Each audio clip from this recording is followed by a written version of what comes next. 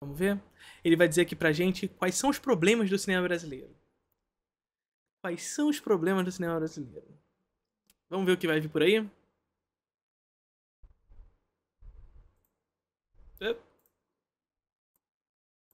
O público hoje não vai aceitar, entendeu, assim, engamelação mais. Entendeu? O streaming deixou o jogo muito aberto. Olha só, entendeu? Assim, você tem, né, o filme lá, né, vou usar nomes de filmes brasileiros assim, né, o pessoal adora misturar nomes de meses com, né, tipo, Ventos de Agosto. Não sei se existe um filme desse tipo, entendeu? Mas é bem cara É de bem isso, filme. né? É. Ventos de Agosto. Então, vamos lá, o cara pega o Ventos de Agosto, né, e tirou da cabeça dele a história da avó dele, que ninguém quer saber, mas ele quer fazer aquele filme, né, porque ele é autor, né, todo cineasta brasileiro se mete, se acha um grande autor, se acha, sabe, o Haneke, né, e Ai. Daí o cara já começa a. A gente já começa a entender pra onde ele vai com o discurso dele, né? Ou seja, ele vai individualizar o problema do cinema brasileiro. Ele vai individualizar o problema do cinema brasileiro nos diretores, nos autores. Naqueles ditos autores. Porque no Brasil não pode ser autor. Só tem autor lá na França, na Áustria, né? Só o Haneke é autor. No Brasil não pode ter autor. E ele dá aí como exemplo o Haneke. Tipo, tem muito cineasta brasileiro melhor que o Haneke. Muito cineasta brasileiro melhor que o Haneke. enfim, e aí, cara, ele vai lá e produz, ele bota no streaming, e o streaming vai ver que se vai assistir ou não. É. E normalmente não assistem. Então, vamos lá. E se você bota a TV aberta, também, sabe, não repercute. Por que será que não assistem cinema brasileiro, né, Paulo Corsini? Esse é o tipo de representação, de discussão liberal sobre o cinema, que a gente já discutiu várias vezes por aqui, da ideia de que o gosto está colocado na natureza. Olha, as pessoas gostam disso. A gente tem que atender esse gosto. Não! O gosto é construído historicamente.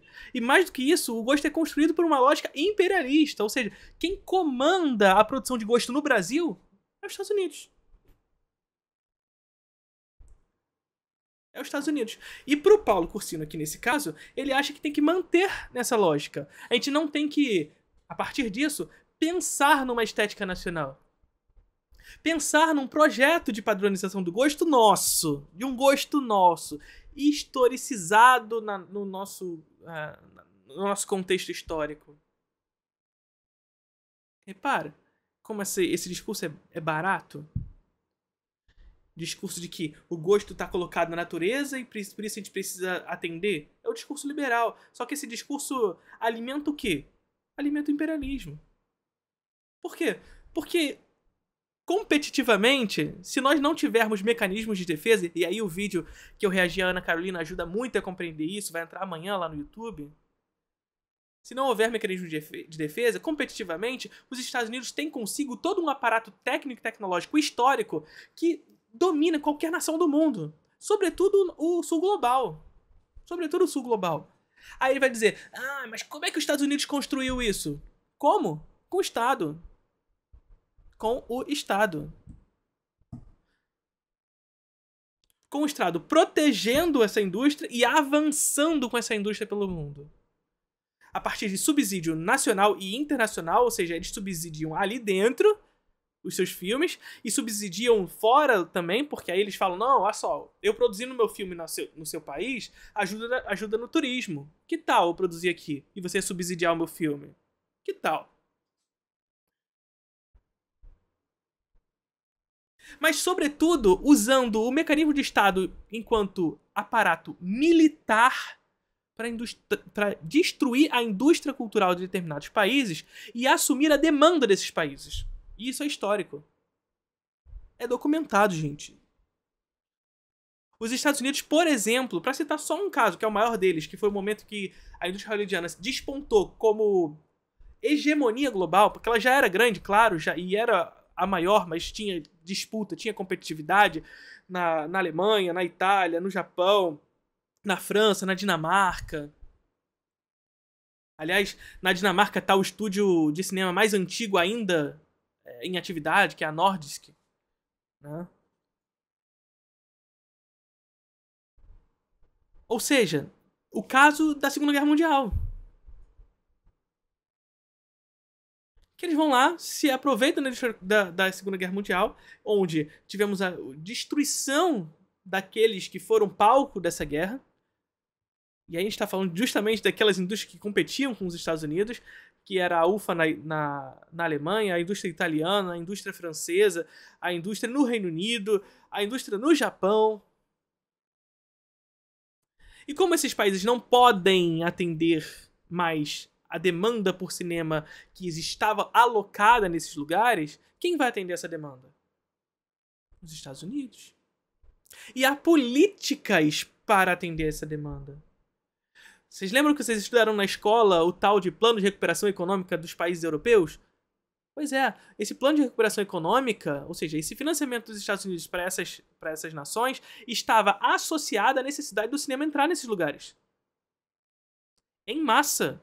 Não é à toa, como eu sempre digo, que o cinema noir ganhou esse nome francês e não black film. Como posteriormente foi mal traduzido lá nos Estados Unidos. Ganhou esse nome, cinema noir.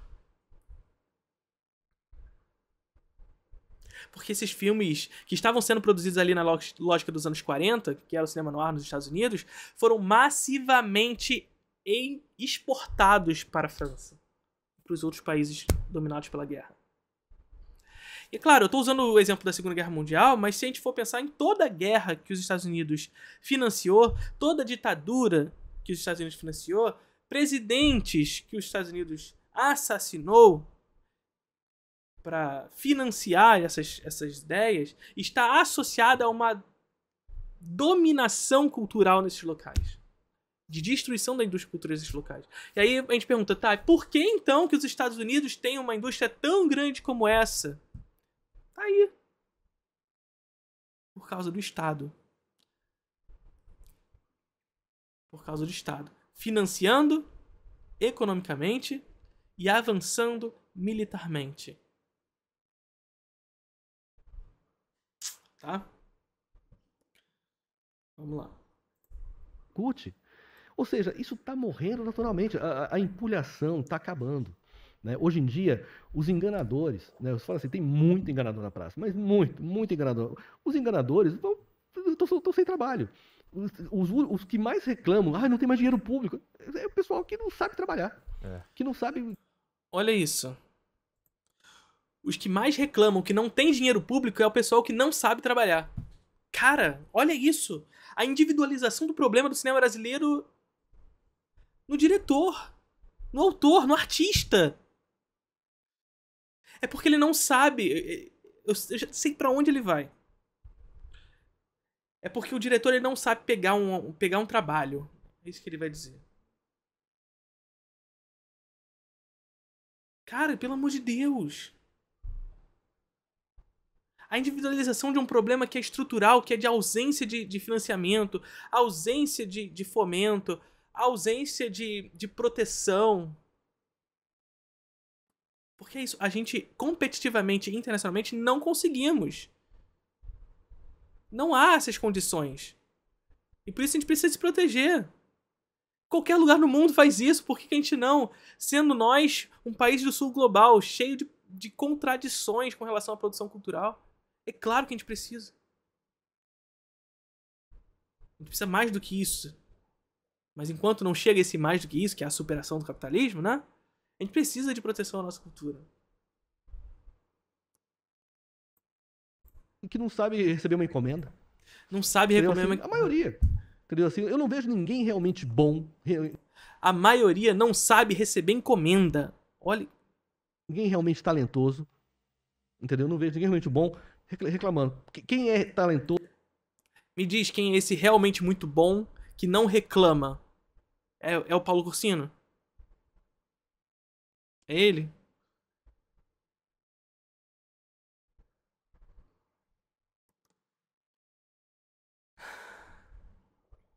Ou é Juliana Rojas, Denison Ramalho?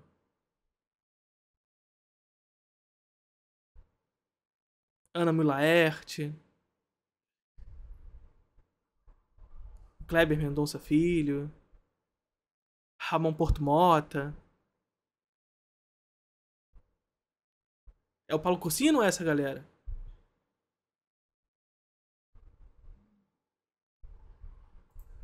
Quem é bom está produzindo. Ponto. Porque tem demanda.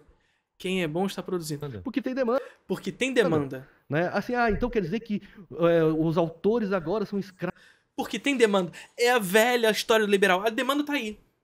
Olha só. A demanda tá aí no mundo. É só fazer. A demanda tá aí, vem o mercado, te dá um trabalho pra você fazer, e é só você fazer. Só não faz quem não quer. É um discurso fácil, raso. E aí vocês vão me dizer agora, depois de todo esse discurso aqui, o que eu disse pra vocês lá no corte da Ana Carolina, que não há censura nesse caso, provinda do mercado. Ou seja, quem discute e quem constrói o gosto pra definir o que vai ser feito e o que não vai ser feito é uma empresa. E aí a Juliana Rojas bate lá na porta de um estúdio e fala, eu quero fazer isso aqui, e ela fala, não, não vai fazer, e ela não tá sendo censurada. Ou seja, esse estúdio, esse mercado privado, ele conduz o que vai ser feito e o que não vai ser feito. E aí quando o Estado fala o que vai ser feito e não vai ser feito, aí é censura. Tá cerceando a liberdade do artista. Agora, quando o mercado vai dizer o que vai ser feito e o que não vai ser feito, aí o artista que é podre, o artista que é ruim, que não sabe receber uma encomenda.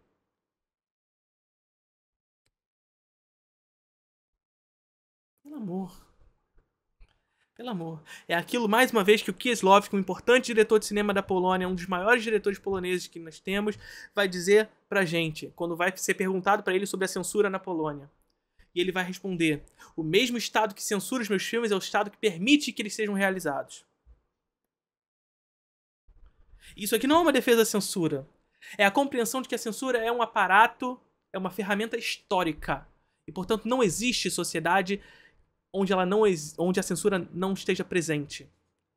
Ou seja, é idealismo pensar numa sociedade de liberdade irrestrita. Primeiro porque a liberdade irrestrita é a maior das prisões.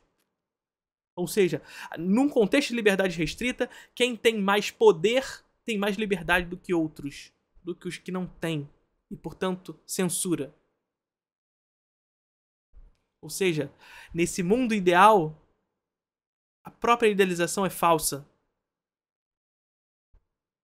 É falso. Na medida em que se a gente pensa num liberalismo com lastros na realidade, ou seja, o capitalismo tal como percebemos hoje, esse jovem que vai lá, Juliana Rojas, citando mais uma vez ela, vai lá, bate na porta no estúdio e fala, eu quero fazer esse filme, e eles falam pra ela, não, você não vai fazer?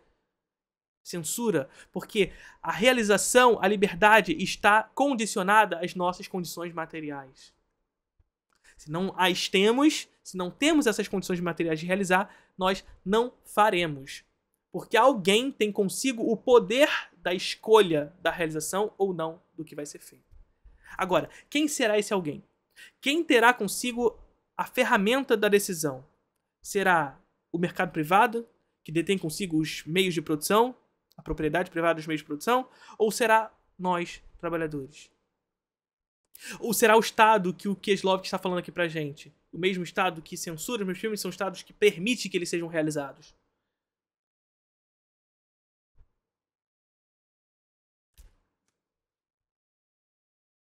Escravos do público. Cara, você faz cinema pra quem? Pra sua família? Pra você? Ah, porque precisa ter um... Esse público tá aí, ó. Esse público, ele nasceu assim. Ele nasceu assim. A mãe foi lá, pariu a criança, e no momento em que ela pariu, ele já era público de cinema. Ele já sabia o que gostava. Ele já nasceu com seu gosto. Essa é a ideia dessa galera, gente. Essa é a ideia dessa galera. E aí a culpa é do diretor que quer fazer o seu filme.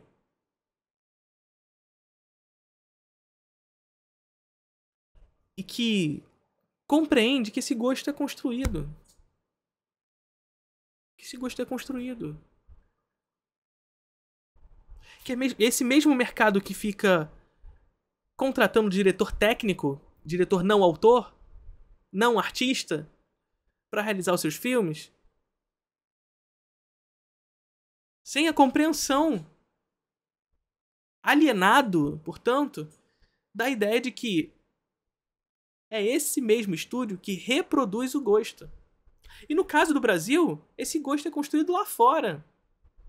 E aí nossos estúdios reproduzem o gosto que foi construído lá fora. A gente não consegue construir a nossa própria estética, porque a nossa reprodução do neoliberalismo impediu que uma empresa forte, a Embrafilme, se consolidasse e avançasse mais do que já era avançado.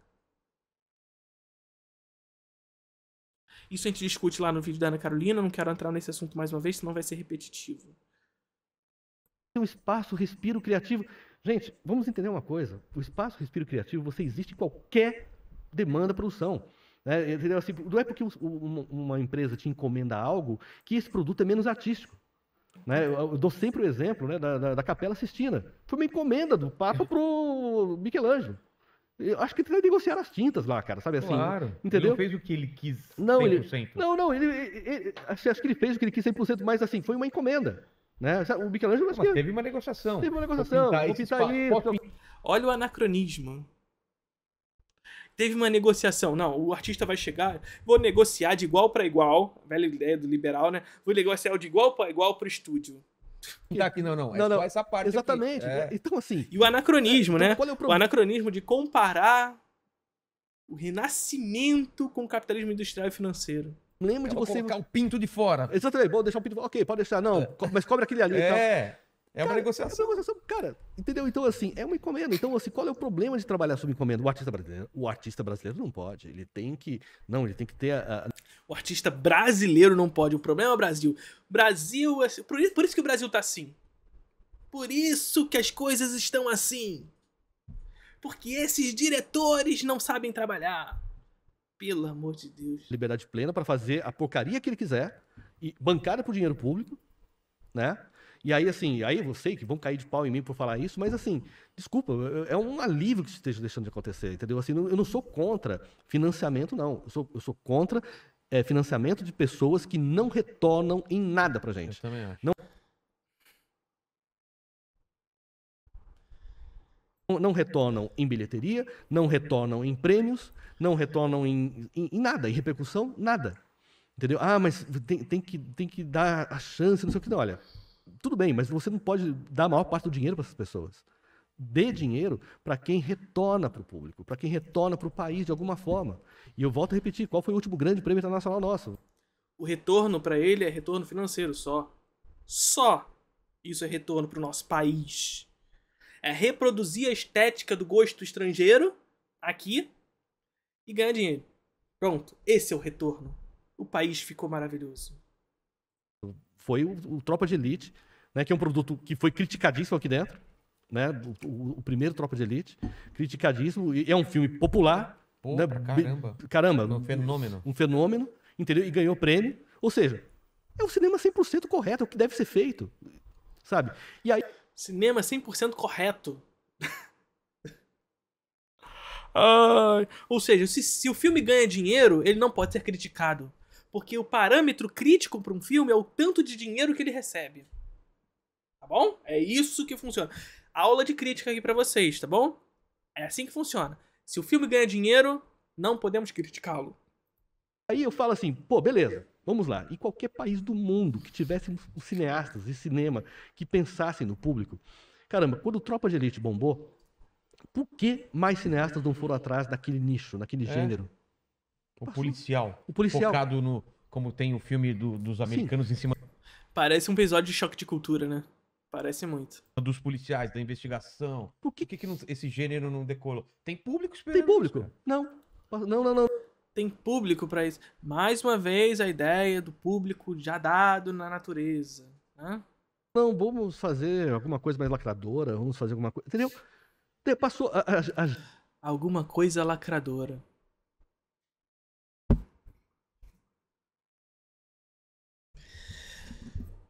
Gente, cara, assim, o Brasil é o país campeão de dar tiro no pé, principalmente na área cultural. A gente perde oportunidades imensas. Cultura woke. Imensas. Sabe, assim, a gente tem... O país é enorme, mas vamos produzir esse filme só no Sudeste? Vamos lá, tem 200 milhões de pessoas. O Brasil, a área é maior do que a Europa.